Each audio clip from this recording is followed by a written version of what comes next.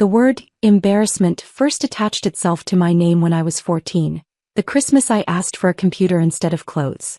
"She's going through a phase," Mom explained to relatives gathered around our dining room table, her voice carrying the patient tone reserved for discussing children's temporary delusions.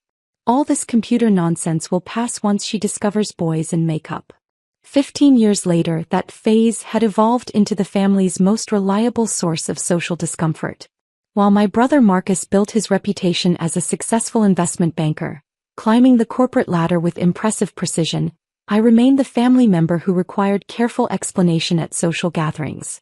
The one who'd never quite figured out how to translate intelligence into respectability.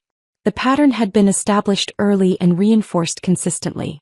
When I graduated high school as valedictorian, the focus was on Marcus making varsity football. When I earned a full scholarship to MIT, the celebration centered on Marcus getting accepted to Harvard.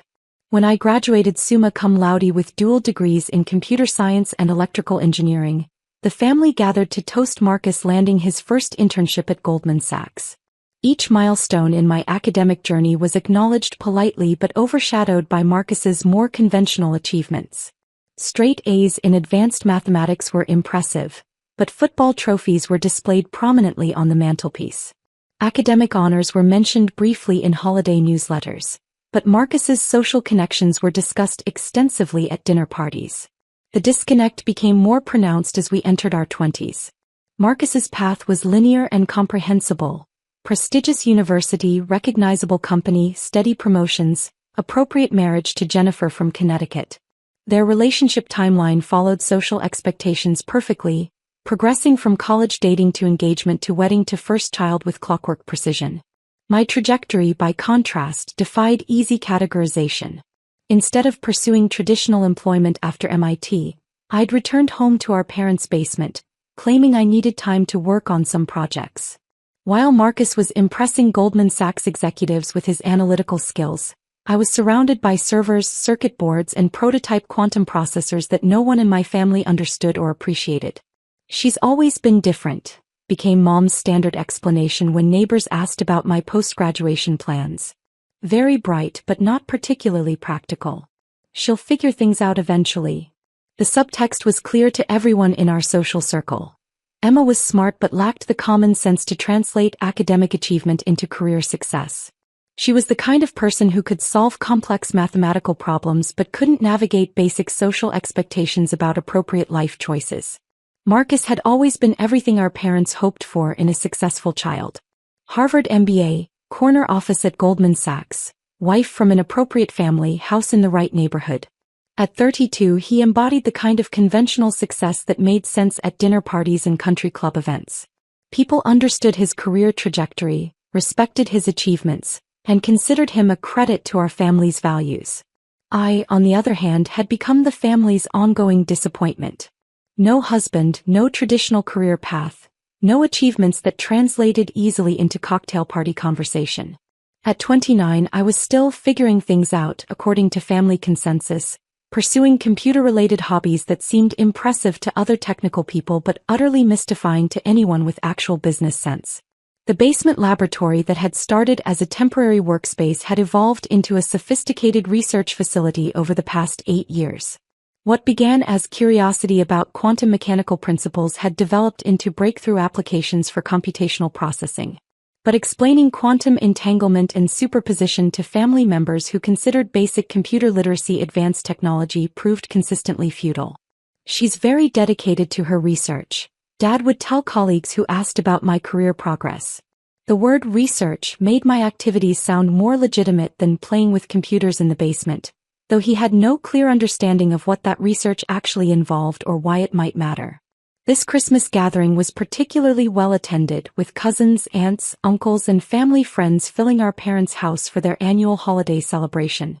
The kind of event where family success stories were shared, professional achievements were celebrated, and social hierarchies were reinforced through careful conversation. The guest list represented our extended family's most successful members.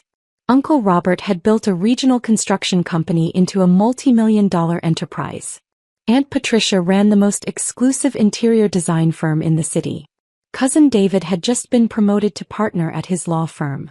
These were people who measured success in terms everyone could understand: revenue, profit margins, client lists, market share. Marcus just closed a $200 million acquisition deal, Dad was explaining to our Uncle Robert as I helped Mom arrange appetizers in the kitchen. The client specifically requested him because of his reputation for handling complex international transactions. Through the kitchen doorway, I could see Marcus accepting congratulations with the confident humility of someone accustomed to professional recognition.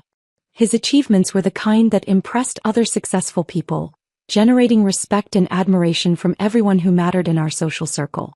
The conversation around Marcus's latest triumph continued for 20 minutes, with relatives asking detailed questions about deal structure, regulatory approval processes, and the strategic implications for his clients' global expansion plans.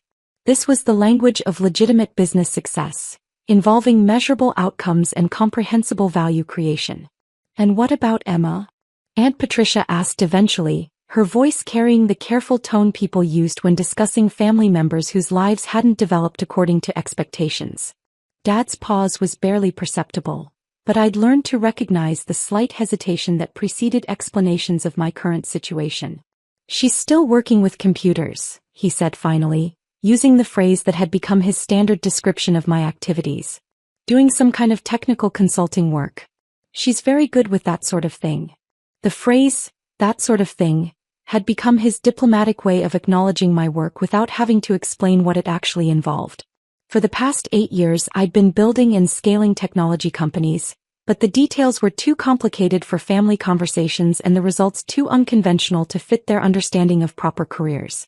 "Is she seeing anyone?" Aunt Patricia continued, following the predictable script of concerned relatives addressing family disappointments. "She's very focused on her work right now," Mom replied diplomatically, which was family code for, "still single and probably always will be." The subtext was clear to everyone. Emma had prioritized her computer hobby over finding a suitable husband, and now she was approaching 30 with no prospects for either professional respectability or personal fulfillment. The kitchen conversation continued as I arranged cheese and crackers, listening to the familiar rhythm of family concern disguised as polite inquiry. These discussions happened at every gathering, with relatives taking turns expressing appropriate worry about my unconventional choices while carefully avoiding direct criticism that might seem unsupportive. "I worry that she's missing opportunities," Aunt Patricia said quietly, lowering her voice out of consideration for my proximity. "At her age, it becomes increasingly difficult to start over if those computer interests don't lead anywhere meaningful." Mom nodded thoughtfully, sharing the concern that had been growing stronger each year as my 20s progressed without obvious markers of conventional success. "We've tried to encourage her to consider more traditional options, but she's always been very independent. Sometimes too independent for her own good." The conversation reflected their genuine love and worry, filtered through assumptions about what constituted a successful life path. From their perspective, I was stubbornly pursuing dead-end interests when superior alternatives were readily available through Marcus's professional network. As we moved into the living room for the pre-dinner social hour, I found myself positioned in my usual spot on the periphery of family attention. Marcus occupied the central chair near the fireplace, his wife Jennifer beside him discussing their upcoming vacation to Switzerland. Their 3-year-old daughter played at their feet with educational toys that promised to accelerate cognitive development through multilingual programming. "Uncle Marcus is taking us skiing in the Alps," Jennifer was explaining to the assembled relatives. "The resort has a private helicopter for accessing the best slopes. Marcus's bonus this year has been extraordinary." The conversation flowed naturally around their success, touching on private schools, investment properties, and social connections that enhanced their standing in Manhattan's financial community. This was the kind of life our parents had envisioned for both their children: traditional, impressive, and easily explained to other successful people.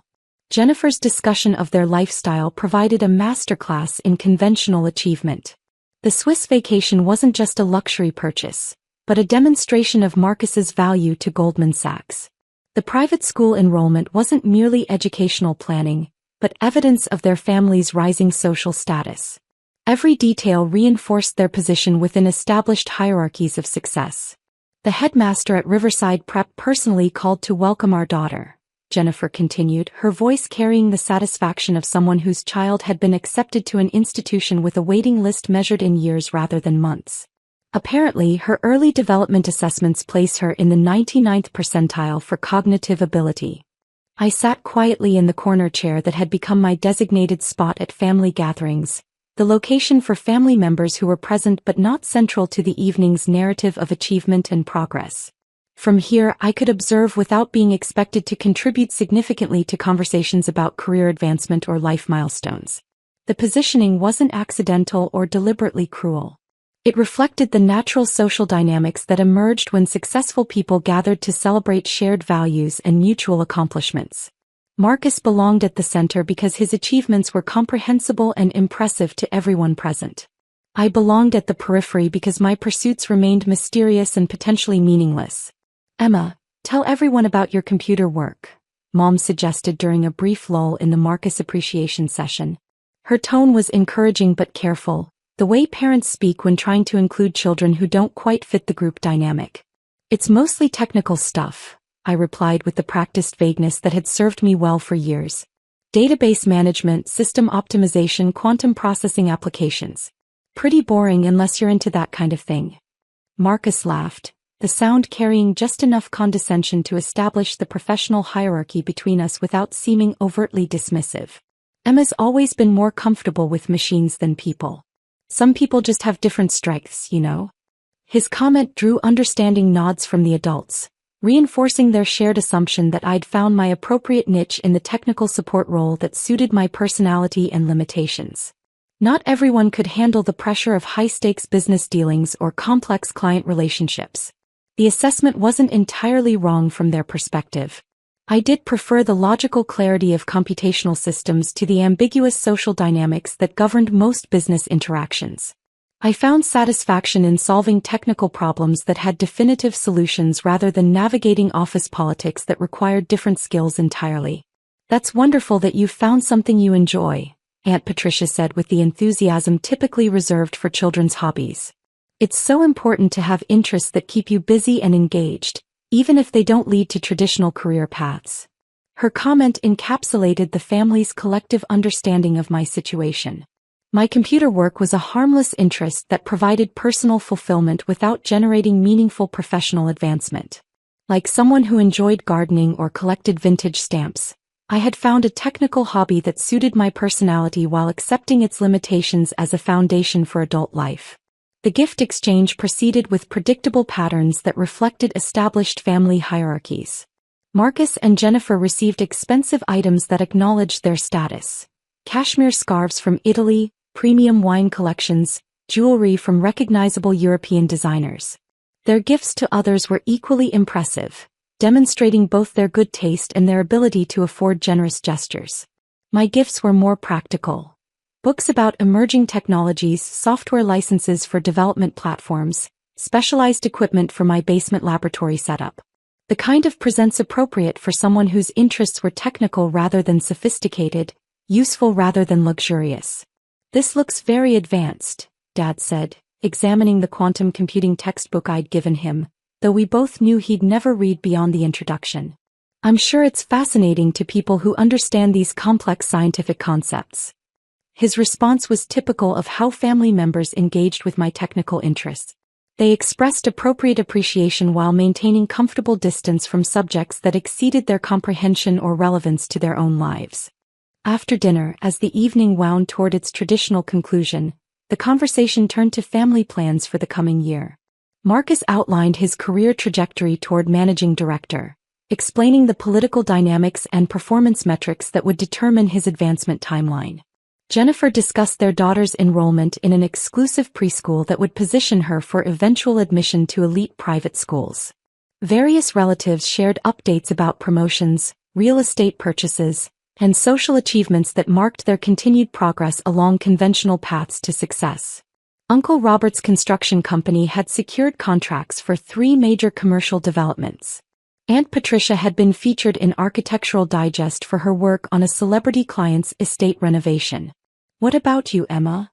Cousin Sarah asked when the conversation eventually reached my corner of the room. "Any big plans for next year?" Sarah was 2 years older than me and had recently been promoted to senior marketing director at a Fortune 500 consumer goods company. Her career trajectory represented exactly the kind of steady corporate advancement that our family considered appropriate for intelligent young women. Measurable progress, impressive titles, clear advancement opportunities. Before I could respond to her question, Marcus's phone buzzed with an incoming call. He glanced at the screen and recognized the caller as important enough to interrupt family time, excusing himself to take what was obviously a significant business conversation. "I'm working on some interesting projects," I said carefully, using language vague enough to avoid technical explanations that would lose my audience's attention. "Still early stages, but potentially significant applications." The response was met with polite but skeptical attention. After years of hearing about my interesting projects that never seemed to result in conventional success markers, the family had developed patient tolerance for my technical optimism combined with realistic expectations about actual outcomes. "That's wonderful," Mom said encouragingly. "Just remember that it's okay to be satisfied with what you have. Not everyone needs to achieve extraordinary things to have a meaningful life." Her words were intended as comfort, offering permission to accept modest achievements rather than pursuing unrealistic ambitions. But they stung precisely because they revealed how completely my family had written off any possibility of significant success in my future. The comment reflected years of conversations where they'd encouraged me to be realistic about my prospects and accept help from people who understood how business actually worked. Their concern was genuine, motivated by love and worry about my refusal to pursue conventional paths that led to measurable security. Marcus returned from his phone call with an expression of professional satisfaction, settling back into his central chair with the confidence of someone whose importance had just been confirmed by external validation. "Sorry about that," he said, addressing the room with practiced humility. "Year-end business never stops, even on Christmas. The global markets don't recognize American holidays." "Was it important?" Dad asked, his tone conveying genuine interest in Marcus's professional responsibilities and their international scope. "Just confirming some details for next week's board presentation," Marcus replied casually, his tone suggesting that board presentations were routine aspects of his professional life. "We're announcing a major expansion into emerging markets. Should be good for another promotion cycle." The conversation resumed its focus on Marcus's career trajectory, with relatives asking detailed questions about his responsibilities, achievements, and future prospects. This was the kind of success story that made sense to everyone. Clear progression, impressive titles, measurable financial rewards, respect from colleagues and superiors. As the evening progressed, I found myself feeling increasingly isolated from the family's shared understanding of what constituted a meaningful life. While they celebrated conventional achievements and traditional milestones, I was building something they couldn't comprehend or appreciate. The disconnect had grown wider each year, creating a gulf between my actual accomplishments and their perception of my ongoing failure to launch a proper adult life. "You know, Emma," Marcus said during a brief private moment as we cleaned up dessert plates in the kitchen, "it's not too late to consider a more traditional career path. I could probably get you an entry-level position at Goldman, maybe in the technology support division. Nothing glamorous but steady work with good benefits." His offer was genuinely meant to be helpful, reflecting his sincere belief that I needed rescue from my dead-end technical pursuits. In his worldview, any job at a prestigious financial firm was superior to whatever computer-related activities were occupying my time in our parents' basement. "The technology support division handles all the computational infrastructure for our trading operations," he continued, warming to the subject. "It's actually quite sophisticated work and they're always looking for people with advanced technical skills. You'd be perfect for that kind of role." His assessment revealed how he understood my capabilities. Technically competent but lacking the strategic thinking and interpersonal skills necessary for client-facing or leadership positions. I could contribute meaningfully in a support capacity while leaving business decisions to people with appropriate training and temperament. "Thanks," I replied quietly, maintaining the appreciative tone expected when family members offered career assistance. "I'll think about that." But as I watched him return to his central position in the family's attention, I realized how completely our paths had diverged. While he was climbing a ladder that everyone could see and measure, I was building something that existed entirely outside their frame of reference. The moment that crystallized everything came near the end of the evening, as relatives were gathering coats and preparing to leave. Cousin Sarah was discussing her job search, having recently been laid off from her marketing position despite strong performance reviews, when the conversation turned to family support networks and career advice. "It must be nice to have Marcus as a brother," she said to me, her voice carrying a note of envy disguised as observation.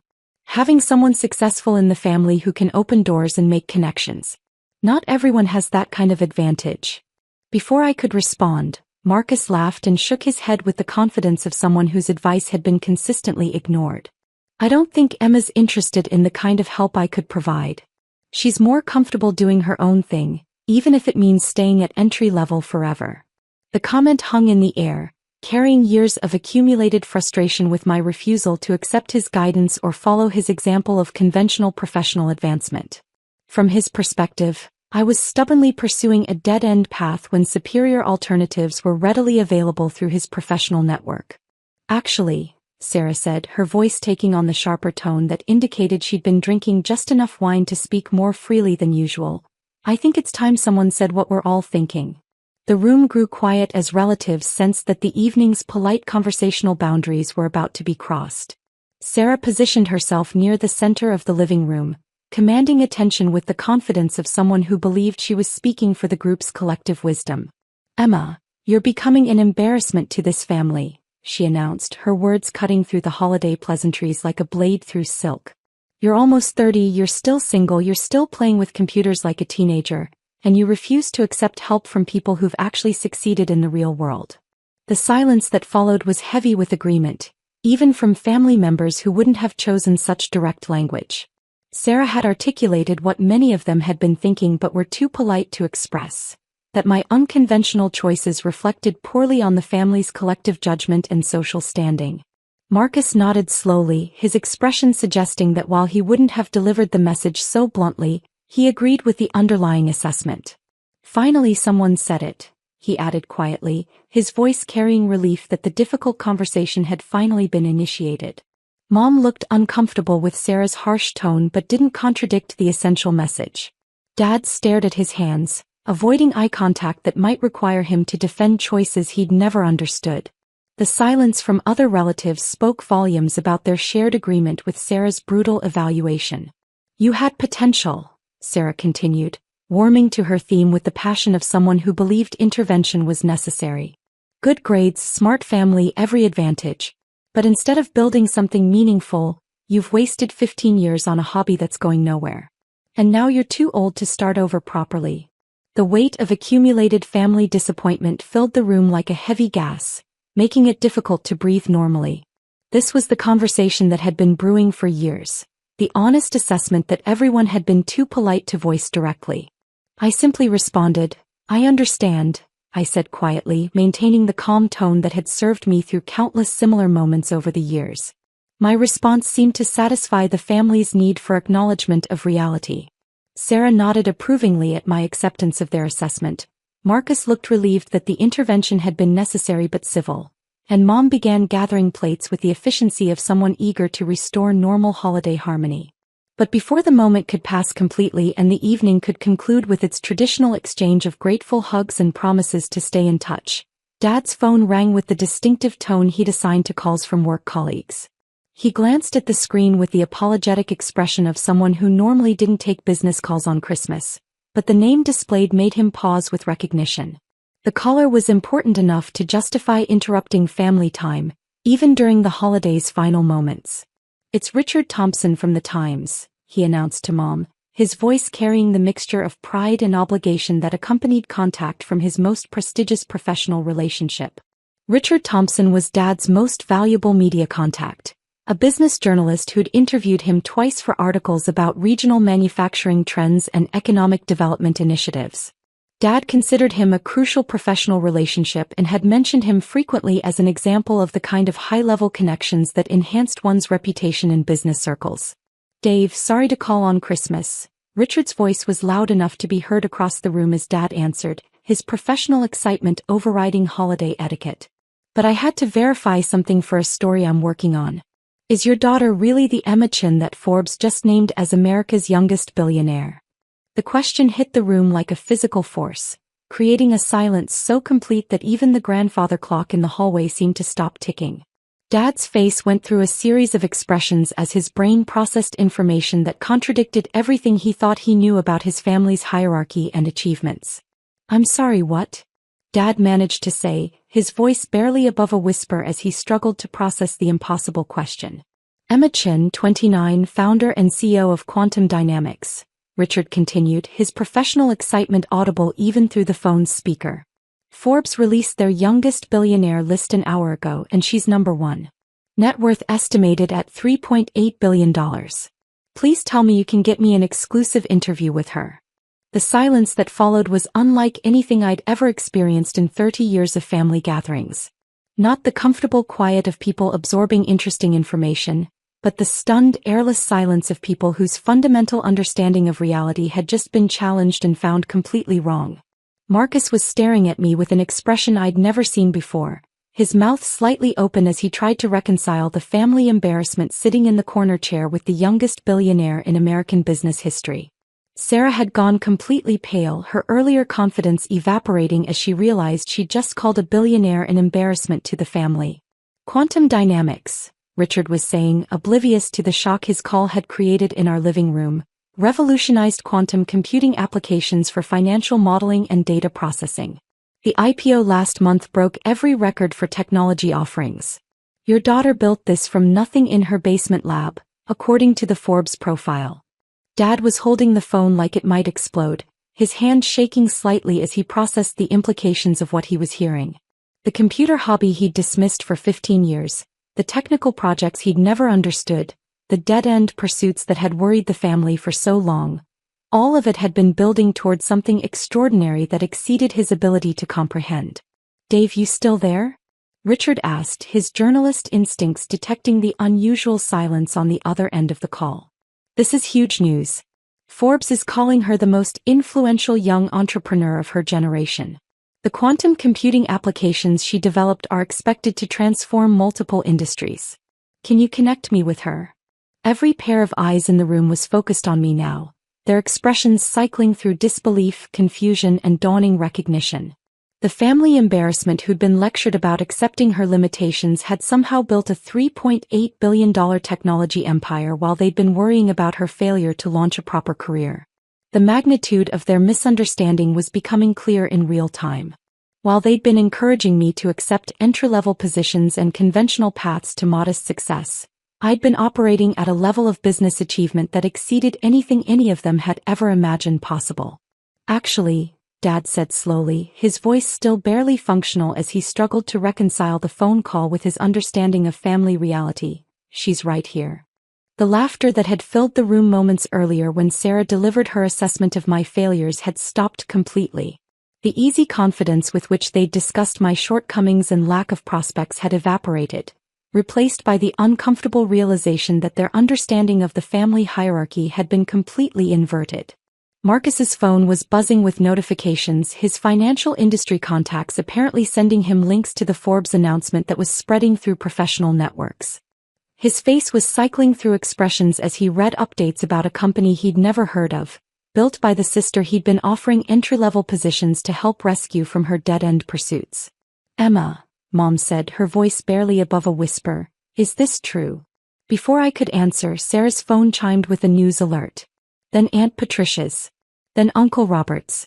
The Forbes announcement was spreading through their social media feeds in real time, confirming what Richard Thompson had just told Dad.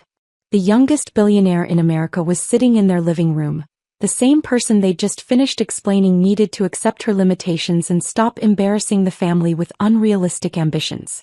"Quantum dynamics has been my primary focus for the past 8 years," I said quietly, maintaining the same calm tone I'd used to acknowledge their earlier assessment. "The company went public last month." The implications were settling over the room like a heavy blanket that made thinking difficult. While they'd been politely tolerating my computer hobby and encouraging me to accept Marcus's offer of entry-level employment, I'd been building a technology empire that had just made me one of the wealthiest people in the country. As the full weight of the revelation settled over the Christmas gathering, I realized that strategic invisibility had served its purpose perfectly.